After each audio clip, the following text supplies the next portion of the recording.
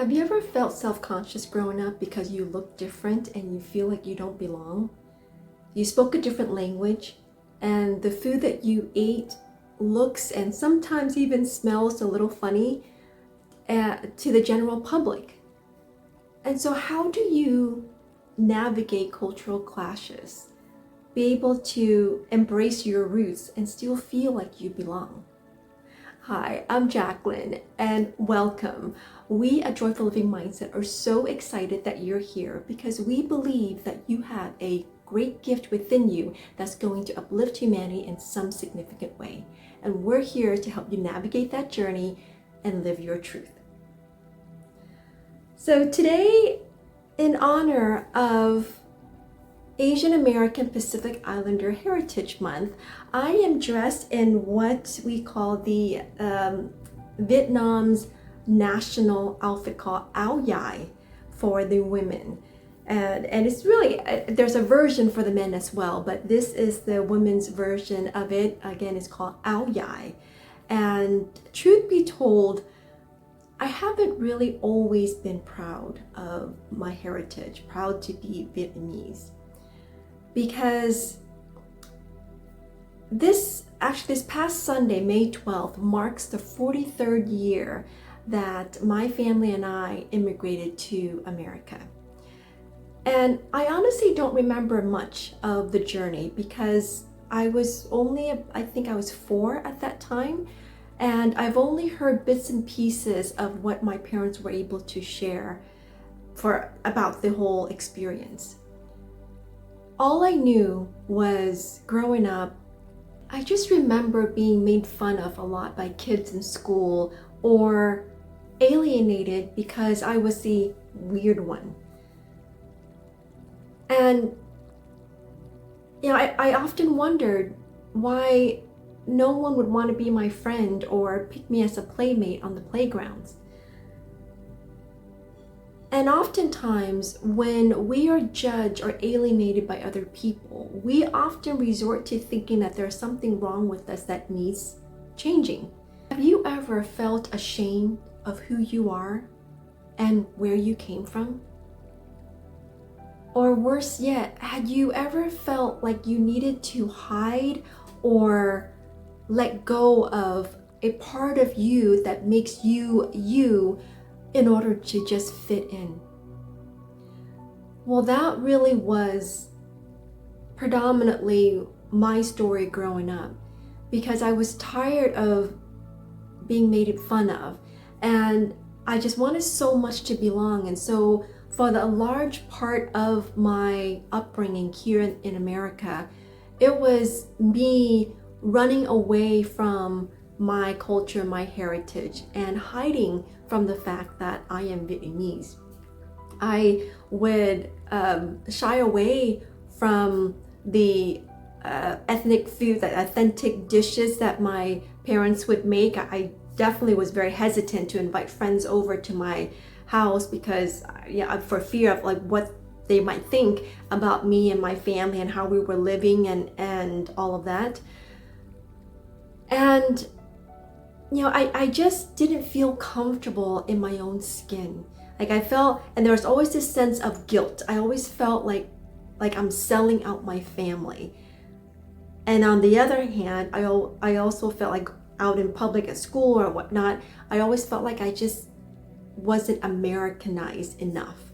And so there was this constant tug of war of me not feeling comfortable. And I did whatever I could to become more Americanized so that I can fit in at the cost of losing a lot of the beauty of my heritage.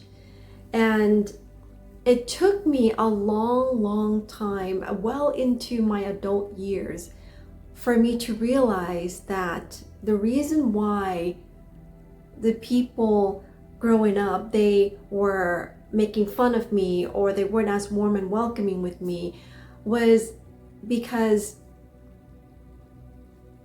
honestly, we weren't meant to belong to or fit into any label that anyone is here to put on us.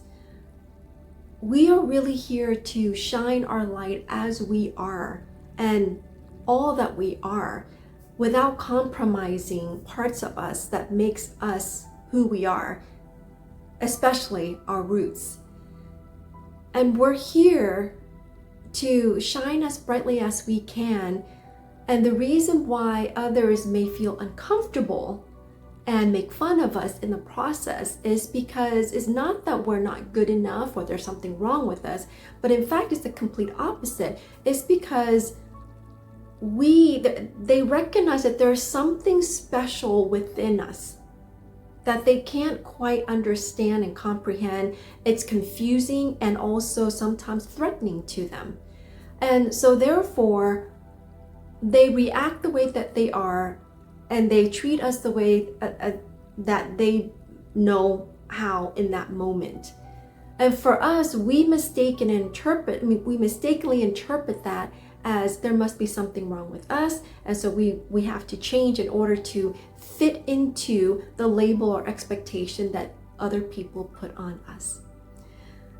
One of my favorite teachers of all time, Lisa Nichols, has said, it's our job to shine our light as brightly as we can, and if others can't handle our light and our brightness and our brilliance, then they can put on their own shades. We should not be dimming our lights to make them feel comfortable, because our job is not to make them feel comfortable. Our job is to stir their soul and lead through the example of our own life so that we can advance humanity to a higher level of compassion, of connection, and of happiness and fulfillment together. And so today, I fully embrace and I'm proud to be Vietnamese. I'm also proud to be American, and I'm most proud to be Vietnamese American. And I invite you today to also embrace your roots and celebrate your culture and your heritage, and really reflect on 3 things to help you do that. 1, think about, what do you appreciate most about your culture and your heritage? So for me, I'm a foodie at heart, so immediately I always go to food. And I gotta say, the Vietnamese food scenery is just so diverse and so fresh and so light and so bold with flavors. And some of the most popular iconic dishes you probably have heard of, it could be pho, which is the beef noodle soup. There's different variations of, there's a chicken variation of it, there is a seafood variation of it, and it actually, in fact, any kind of noodle soup is really iconic in the Vietnamese culture. And it's just a bowl of noodles in a savory broth with protein, with fresh herbs, green onion, cilantro, fresh chili peppers, fresh bean sprouts, and basil to add on top, a squeeze of lime to give it that contrast, that brightness from the citrus flavor, and the spiciness from the chili peppers and the hoisin sauce, the sriracha sauce, and you mix it all together, and it's just a melting pot of heaven for me. And we actually eat that breakfast, lunch, dinner, and anytime in between the day. It's just that iconic for us. The other thing is, you might hear of gỏi cuốn, or maybe you've seen on the menu called fresh rolls, where there are these rice wrapped in rice paper with fresh, like lettuce, noodles, vermicelli, and lettuce and herbs and protein in there. You dip it with hoisin sauce, dipping, or another iconic dish is banh mi, right? And it has a filling of baguette, usually, or hoagie rolls, and you have a slathering of mayo or pate, or there's different types of protein that you can put in there, but it's topped with pickled daikon and carrots, cucumbers, cilantro, chili peppers and all of that, and it would come together. It's just like the perfect bite, and it's not overpowering, it's not heavy, it's so light and savory and bold in flavors. And fun fact is that with banh mi, actually it actually wasn't a Vietnamese invention. It actually came about when the French retreated from the war in Vietnam and left behind all of these flour and raw materials. And so it actually used to be a pauper's meal, where they would just bake bread and put whatever meat or whatever filling that they had on hand to tie them over during a hard day of labor. So, and then over the years, it just filtrated through the country, and people added more variations of it, veggies, pickled stuff to brighten it up, and now it has made it's been like a global phenomenon, and I can't think of any place that doesn't have banh mi and become so popular. So you think about that. It's like, what do you appreciate most about your culture? There's always, if you think about it, there's always something so beautiful that you're proud of, and that just makes you so proud to be part of that culture. And then the second is that, what characteristics or defining characteristics about your heritage that has helped you to become successful and become who you are today. So for me, the defining characteristic that I really admire about my culture is our tenacity and our courage to pursue something regardless of what the roadblocks are ahead of us, regardless of how hard that venture might be, or how dangerous that might be, or how uncertain things might be. So just take, for instance, my family and I's immigration journey over to the US. We left Vietnam, my dad, my brothers, and I all squeezed into this rickety fishing boat that had a capacity of, I think, 20, and we squeezed into that boat, the four of us squeezed into that boat with 77 other Vietnamese people trying to escape the country. And we left knowing that there was a less than 50% chance of survival, but we were willing to risk and sacrifice everything for even the slightest hope of a better future.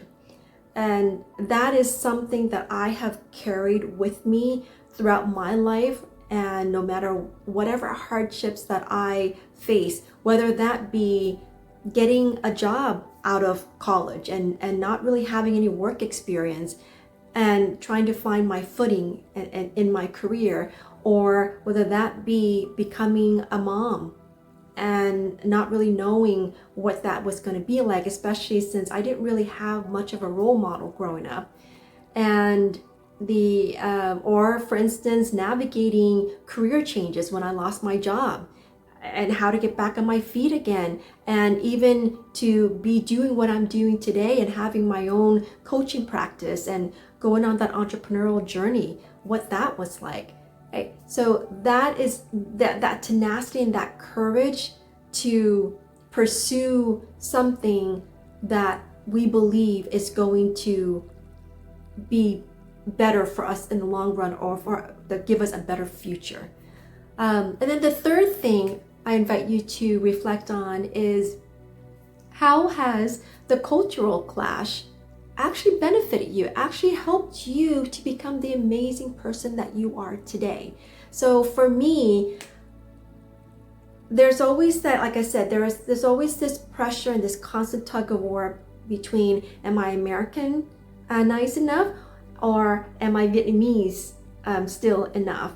And for me, for the longest time growing up, I didn't feel like I belonged in either spectrum, because I was neither I was actually a beautiful blend of both, where I retained the beautiful, my beautiful culture, our food, the way that we are, our hospitality, our courage, our tenacity for growth and improvement, and just close family ties, and building relationship, the thoughtfulness and building relationship, and working on the work ethics that comes into it. But also, I also embrace the innovative thinking that modern day society in America has given me the opportunity to expand my awareness and consciousness beyond what my family and ancestors have ever known, and to be able to pursue opportunities and do things that transcends what my family, my parents, and my ancestors have ever thought would be even possible. And so that, to me, that cultural clash has served me well, because it expanded me beyond my own culture, and carrying that, but carrying my culture with me has also given me this this unique and beautiful vantage point of like there's more depth to my character. There's more kind of like depth to who I am and how I think and what I'm inspired to do and create and impact in the world. So to me, I think that's great, because it challenged you, like that cultural class has constantly challenged me to become the next best version of myself, to question, how do I continue to shine my light and be who I am, forging my own path, being my own woman amid this cultural clash, while embracing my heritage, while expanding my consciousness and being willing to challenge my beliefs and challenge what I've always known, so that I can have access to greater consciousness, greater awareness about myself, about life, about other people, about my aspirations, and all that I am today. So those are the three things that I would recommend. Again, there's one, reflect on what are you most grateful about or most proud of about your heritage and culture. Two is, what is a defining characteristic about your heritage has actually helped you to become successful in your life right now. And three is, how has the cultural clash actually benefited your growth and your expansion and helped you to become the next best version of yourself each and every day, beyond what you have always known. So I hope that was helpful. I'd love to hear in the comments in terms of how you have navigated through cultural clashes, what your experiences have been like,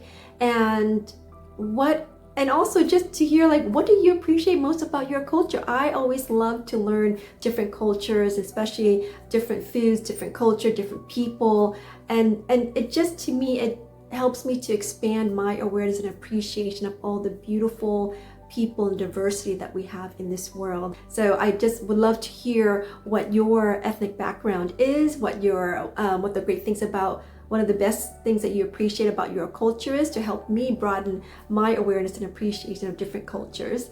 And any questions that you have in terms of your journey navigating through cultural clashes, and how to have the confidence and certainty to embrace your roots and feel comfortable in your own skin, and help you to expand beyond who you are today. So I hope to hear from you. I look forward to reading your comments and questions. Thank you for watching, and until next time, I will see you in the next video.